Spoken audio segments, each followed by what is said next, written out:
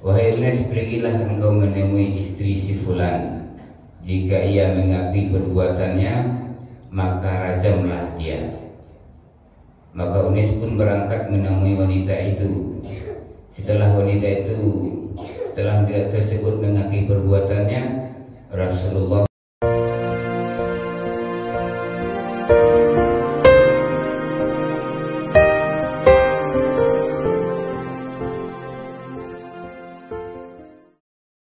wabarakatuh. Waalaikumsalam warahmatullahi wabarakatuh.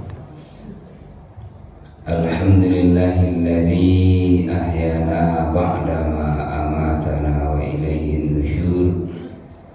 Asyhadu an la ilaha illallah wahdahu la syarikalah wa asyhadu anna Muhammadan abduhu wa rasuluh la nabiyya ba'dah amma ba'd. Bapak-bapak, ibu-ibu sedang dimasubuh rahimahullah. Kembali kita aturkan puji dan syukur kita kehadirat Allah Subhanahu wa taala.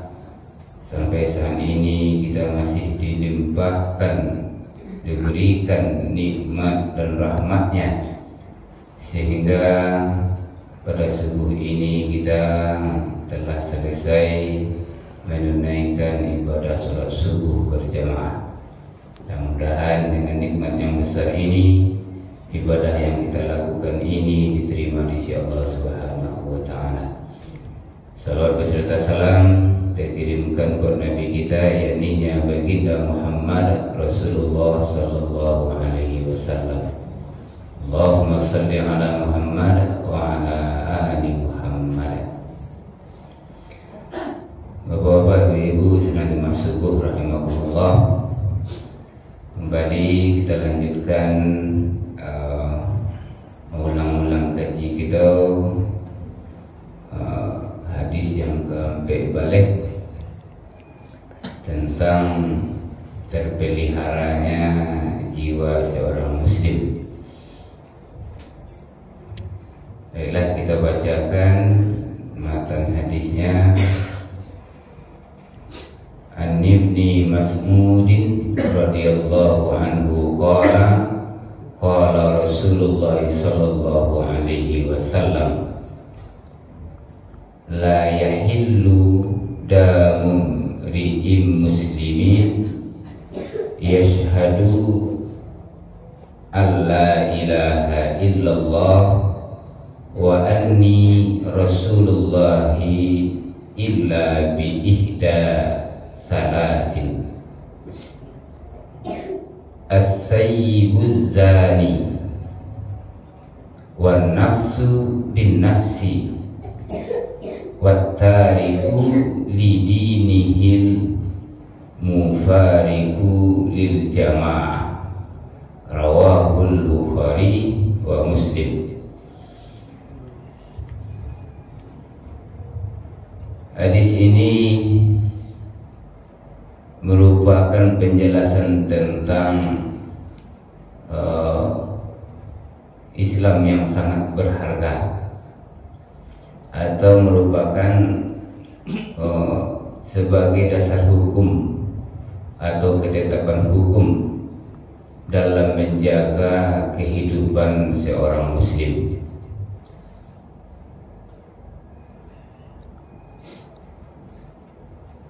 Selama ia berlaku baik dan tidak membahayakan keutuhan dan kenyamanan masyarakat, maka seseorang sudah menjadi, jikalau seseorang telah menjadi ancaman bagi keutuhan dan kenyamanan masyarakat, maka harus disingkirkan atau harus dihilangkan dari masyarakat banyak, agar kehidupan kaum muslimin damai dan sejahtera. Baiklah, sebelum kita jelaskan, kita lihat terjemahan dari hadis ini. Dari Ibnu Mas'ud ridha Allah akannya berkata, Berkata Rasulullah sallallahu alaihi wasallam, la yahillu damu ri'im muslim. La yahillu diartikan darah itu tidak halal. Maksudnya tidak boleh membunuh. Tidak boleh membunuh. Damu mumri'im muslim. Tidak halal darah seseorang muslim yang bersaksi yashhadu an la ilaha illallah, bahwasanya Allah tiada Tuhan selain Allah, dan wa anni rasulullah, dan Muhammad adalah Rasulullah, dan bersaksi bahwasanya Muhammad adalah Rasulullah. Illa biihda salasin, kecuali karena satu dari tiga hal. Ini tidak halal darah seorang muslim yang bersaksi tidak ada Tuhan selain Allah dan bersaksi bahwasanya Rasul Muhammad Rasulnya. Maka kita tidak boleh membunuh seseorang jikalau seseorang itu telah bersaksi bahwasanya Allah sebagai Tuhan dan Muhammad sebagai Rasulullah. Itu haram darahnya ditumpahkan, kecuali salah satu dari hal yang disebutkan di bawah ini. As-sayyibu zani, yang pertama adalah zani, orang yang berzina, berzina. Wan nafsu bin nafs, dan orang yang telah membunuh orang. Wattariku lidihi mufariku lil jamaah, dan meninggalkan agamanya, memisahkan diri dari jamaah. Ini dari tiga hal yang boleh seseorang itu dibunuh. Oleh yang pertama, kita lihat dari yang pertama adalah orang yang melakukan zina boleh dibunuh. Artinya hukum dibolehkan hukum rajam. Di dalam penjelasan hadis ini, jiwa kita ini semuanya terpelihara selama kita telah mengucapkan dua kalimat syahadat, asyhadu an la ilaha illallah wa asyhadu anna Muhammadar Rasulullah. Haram bagi kita untuk membunuh saudara kita. Dihalalkan apabila kita melakukan azani, perbuatan zina. Maka ini dalam hukum Islam namanya hukum rajam bagi seorang yang telah dewasa. Yang kita pelajari, apabila seorang pelaku zina itu telah berkeluarga atau telah pernah menikah, maka dia dihukum rajam. Apa itu hukum rajam? Dikubur separuh badannya, kemudian boleh siapa saja untuk melemparinya sampai dia mati. Tetapi apabila pelaku zina ini belum menikah, maka dia didera 100 kali dan diasingkan selama setahun. Kenapa begitu berat hukum zina ini? Karena banyak yang akan merusak, atau sesuatu dalam hukum Islam ini yang berbentuk jijik atau yang sangat bisa merusak nasab keturunan. Maka dalam hadis ini menjelaskan bahwasanya kita disuruh untuk menjauhi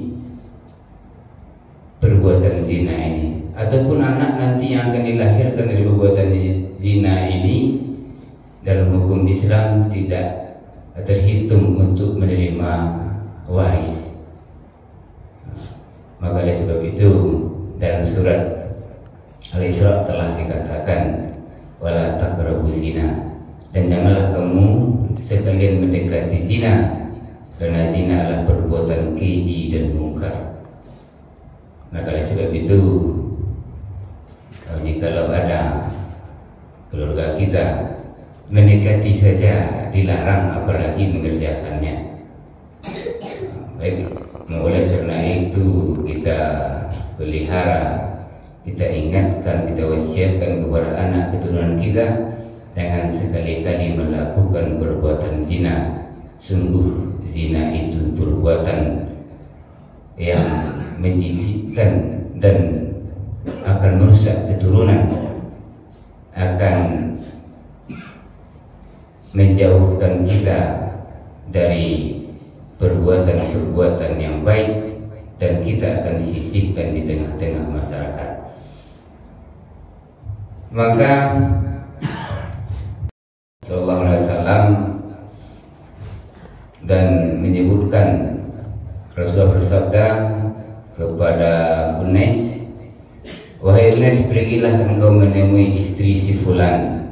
Jika ia mengakui perbuatannya, maka rajamlah dia. Maka Unais pun berangkat menemui wanita itu. Setelah dia tersebut mengakui perbuatannya, Rasulullah SAW memerintahkan agar ia dirajam.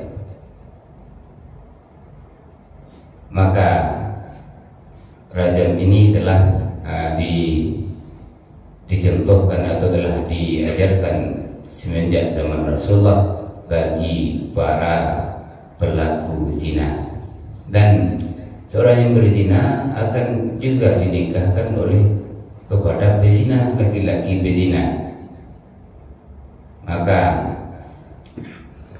kita lihat pada dalil ayat Al-Maidah ayat 15, wahai ahli kitab, sesungguhnya telah datang kepadamu Rasul kami menjelaskan kepadamu banyak dari isi kitab yang kamu sembunyikan, dan banyak pula yang dibiarkan. Maka kebanyakan dari penjelasan kitab-kitab terdahulu para ahli kitab tentang hukum qisas ini banyak yang disembunyikan, tidak dijelaskan kepada umatnya. Maka dalam Al-Quran dijelaskan sejelas-jelasnya dan dijelaskan oleh hadis Nabi tentang bahaya zina dan dosa yang akan ditanggung oleh pelaku zina ini. Bapak-bapak, ibu-ibu muslimin sedang dimahasibkan rahimakumullah, bagaimana aplikasinya dengan kehidupan kita? Bahasanya kalau di kampung kita, kalau orang berzina ini ada yang disisihkan, ada yang tidak dimasukkan dalam hitungan masyarakat. Kalau ada orang berhitung di kampung tidak di bawah satunya deh. Tetapi untuk hukum Islam, kalau di Indonesia tentu tidak mungkin melakukan hukum syariat Islam ini, dirajam. Tapi bagaimana dengan hukum yang ada di komplek kita? Apa hukuman bagi pelaku zina? Tapi pada umumnya pelaku zina di komplek atau di tempat-tempat kita dipadangnya orang-orang pendatang, anak kos dan segala macamnya. Maka dari sebab itu bagi kita yang berdomisili, maka berhati-hati, sangat waspada dengan Nah, zina akan mendatangkan bala bagi penduduknya. Oleh sebab itu kita pelihara, kita sangat berhati-hati dengan anak keturunan kita supaya tidak melakukan perbuatan zina ini. Dan begitu besar dosanya yang akan kita tanggung, dan juga apabila melahirkan anak keturunan, maka dia pun tidak akan menerima waris. Tetapi kalau anak yang lahir dari perbuatan zina, dan dia tidak menanggung dosa dari perbuatan ayah ibunya. Nah, jangan sampai pula lahirkan seseorang anak dari perbuatan zina ini menjadikan dia hina pula di tengah masyarakat. Tidak. Bahwa anak yang lahir dari perbuatan zina ini tidak memikul dosa dari perbuatan ayah dan ibunya, kecuali dia melakukan hal yang sama yang dilakukan oleh orang tuanya. Nah, oleh sebab itu, jikalau ada di tengah-tengah kita, mari kita didik, mari kita ayomi supaya tidak terulang perbuatan dosa-dosa besar ini. Mungkin itu saja yang dapat kami sampaikan pada sebuah ini. Lebih kurang mohon maaf. Assalamualaikum warahmatullahi wabarakatuh.